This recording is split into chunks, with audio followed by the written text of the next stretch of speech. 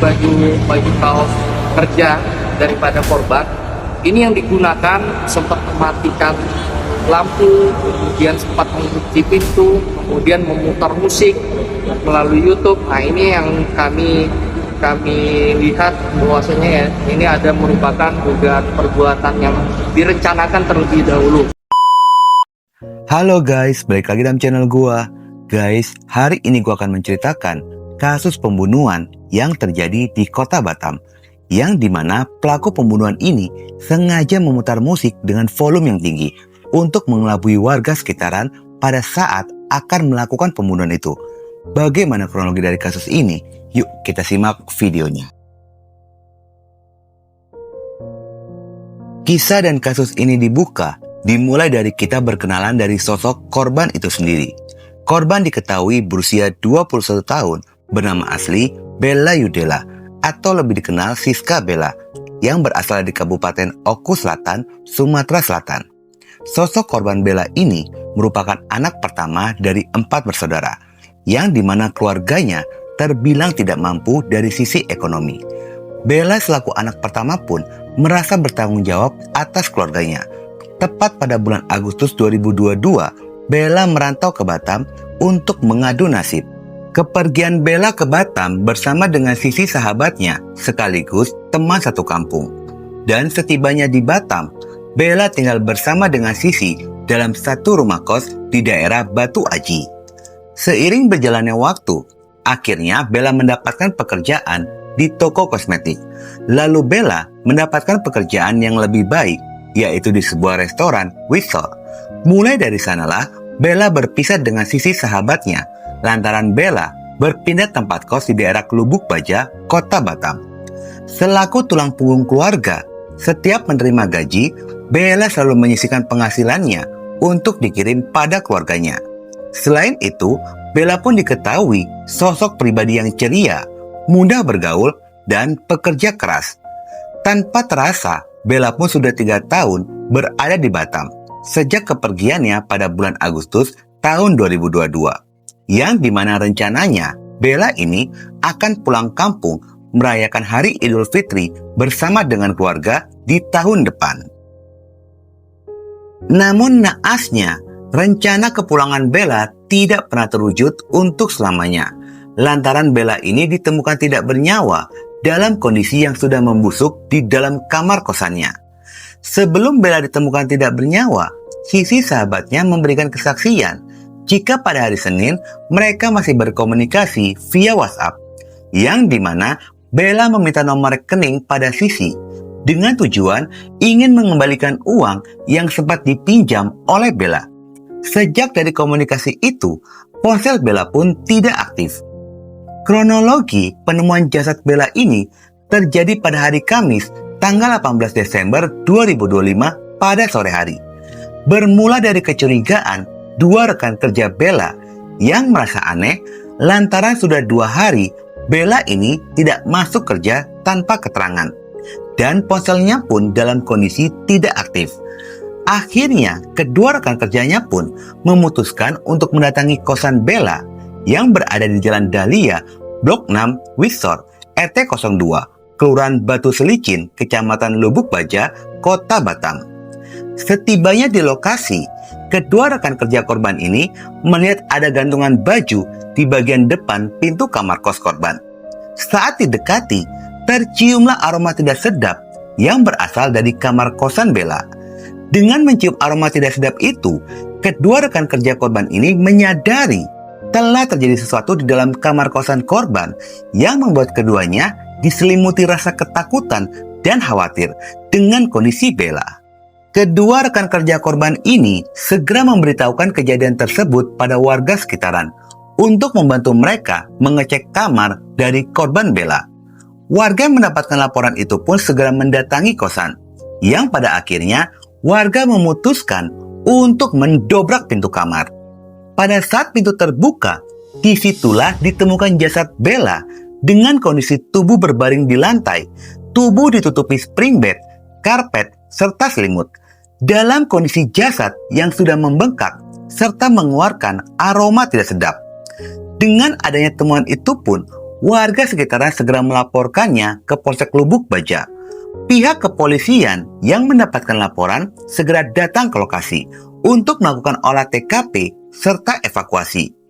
Di lokasi kejadian, polisi menemukan adanya noda darah di lantai.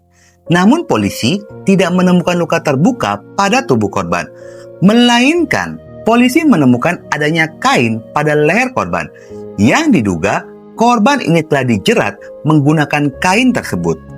Usai proses olah TKP selesai, pihak kepolisian segera membawa jasad korban Bella ke Rumah Sakit Bayangkara Polda Kepri guna menjalani pemeriksaan lebih lanjut.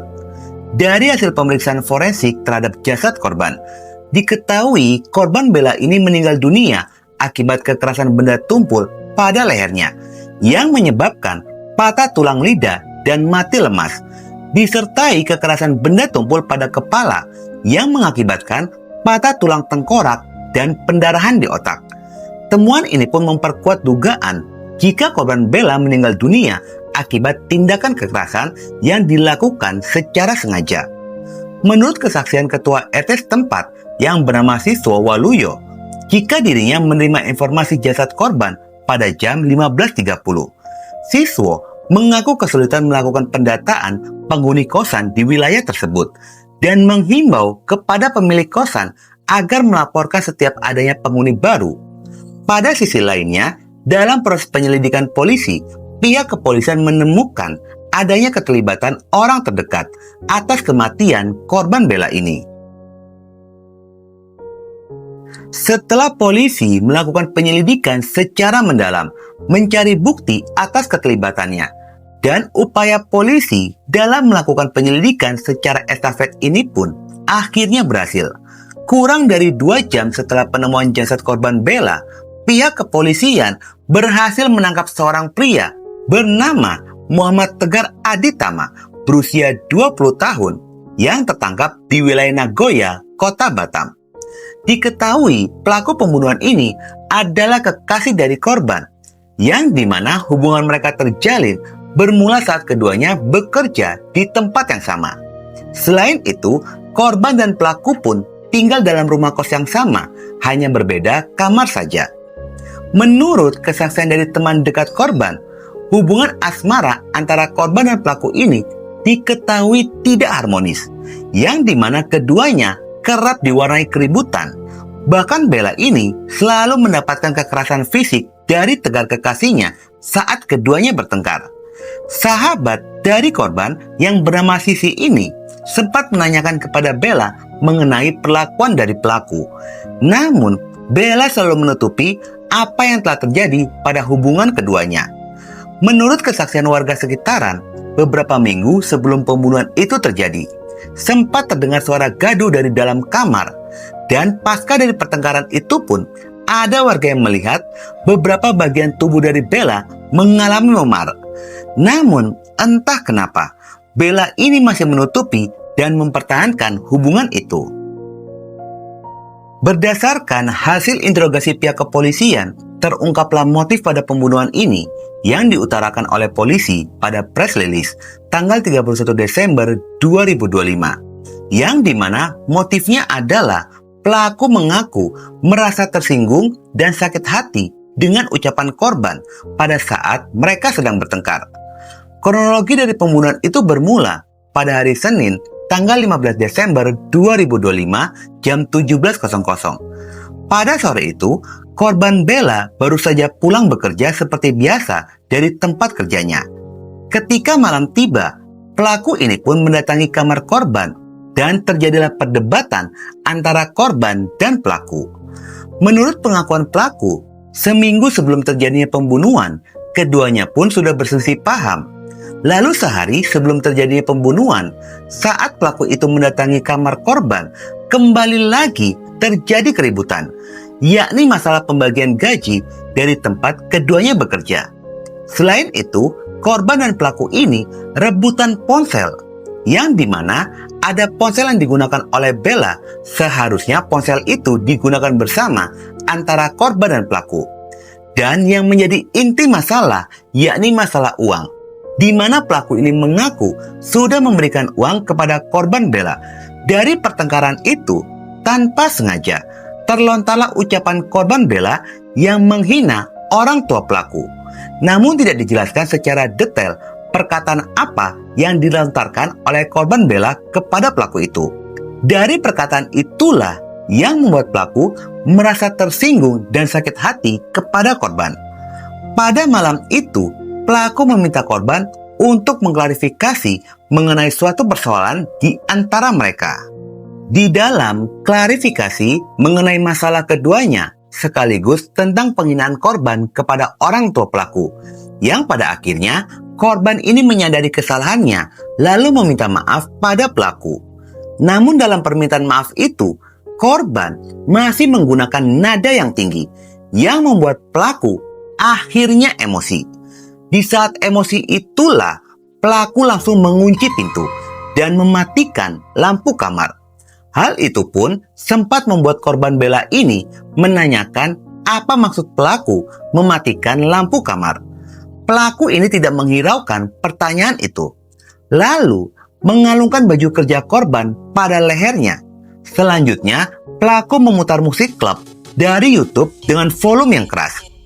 Setelah mempersiapkan itu semua, pelaku tiba-tiba langsung menjerat leher korban sembari menutup mulut dan hidung korban hingga darah keluar dari mulut korban Bella. Sampai pada akhirnya korban pun kehilangan nyawa. Setelah korban ini tidak bergerak, pelaku mengecek denyut nadi dan pernafasan korban. Bahkan pelaku pun menekan-nekan dada korban. Setelah yakin korban ini sudah meninggal dunia, pelaku mencium kening korban sebagai tanda perpisahan dan mengelap darah yang keluar dari mulut korban Bella. Sebelum pelaku ini meninggalkan korban, pelaku mengaku sempat merapikan kamar korban. Lalu tubuh korban dibalut menggunakan spray berwarna hijau, ditutup lagi menggunakan karpet berwarna hitam dan pink. Lalu tubuhnya ditumpuk dengan kasur. Pintu kamar pun dikunci dari luar menggunakan hanger kawat berwarna biru. Setelah itu, pelaku meninggalkan lokasi kejadian. Hingga akhirnya, pelaku pembunuhan ini pun tertangkap. Setelah proses pemeriksaan jasad korban selesai, jasad korban pun diterbangkan kembali dari Batam ke kampung halamannya. Dan jasad korban Bella dimakamkan di TPU Desa Negeri Cahaya, Kabupaten Ogan Komering Ulu, Provinsi Sumatera Selatan. Pada sisi lainnya, pelaku pembunuhan ini pun dijerat pasal 340 tentang pembunuhan berencana dan terancam hukuman maksimal yaitu pidana mati. Guys, inti seri dari kisah ini, hubungan toksik yang membuat keduanya masuk ke dalam permasalahan. Terlebih, mereka ini terlihat belum dewasa dalam pola pikir, yang dimana masih mengedepankan ego dan amarah. Sebaiknya jangan pernah tinggal bersama sebelum ada ikatan pernikahan.